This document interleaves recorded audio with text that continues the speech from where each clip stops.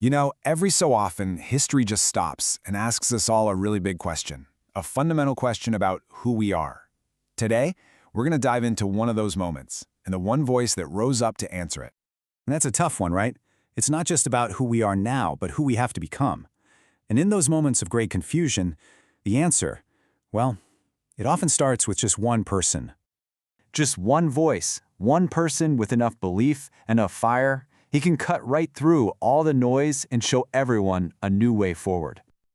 Yeah, it becomes this bright light in the darkness, showing millions of people not just the path forward, but the reason to take it. And that voice? Well, it belonged to Martin Luther King Jr., a name we all know, of course. But today, we're going to look past the icon.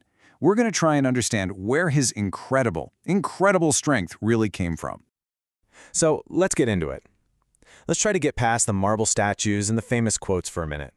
Because long before he became a monument, he was a human being.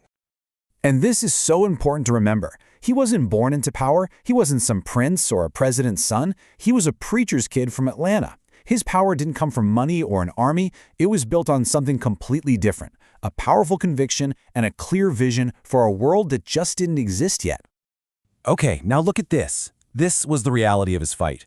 I mean, just let these numbers sink in for a second. He was threatened over 50 times, jailed more than 20 times. He was physically assaulted. His house was bombed. He was followed, watched constantly. This wasn't just a battle of ideas. This was his daily life. Which brings us to the biggest question of all, doesn't it? With all of that constant pressure, that fear, that violence, why? Why in the world did he keep going? And the answer? Well, it's all in how he defined courage itself. He fought one of the most powerful systems on Earth without any of the usual weapons. No army, no fortune. So, what was his secret? Well, it all started right here, with this belief. Courage isn't about not being afraid. He was afraid. He felt doubt. He got tired, just like any of us would. For him, courage was making the choice to act anyway, to act in spite of the fear. It was a decision he had to make over and over every single day. And this really gets to the heart of how he saw the world. He believed that you don't measure a life by how comfortable it is, or by how much stuff you collect. No, a life is measured by your contribution, by what you manage to transform for other people. That was his engine. And his method for creating change was just as revolutionary. He totally rejected the idea of using force, of dominating the opposition.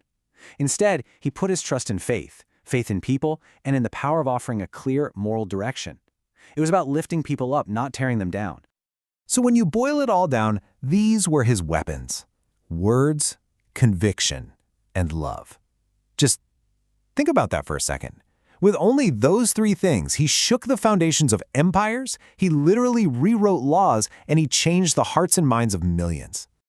And this right here is probably the most important part of this whole conversation. Because his story, it was never, ever meant to just be about him. This is about you. Seriously.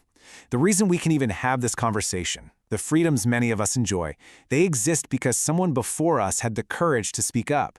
So now, the story is about us. It's about the part we choose to play. You see, the dream isn't just a memory. It's not something we put in a museum and look at from a distance. It's a responsibility. It's this living, breathing thing that's been passed down to us. And it doesn't live in the past. It lives in the choices we make right now, today. So how do we do that? How do we carry that torch? Well, it's not always about leading a giant march. A lot of the time, it's about these small, daily acts of courage. Choosing kindness when it's just easier to be cruel.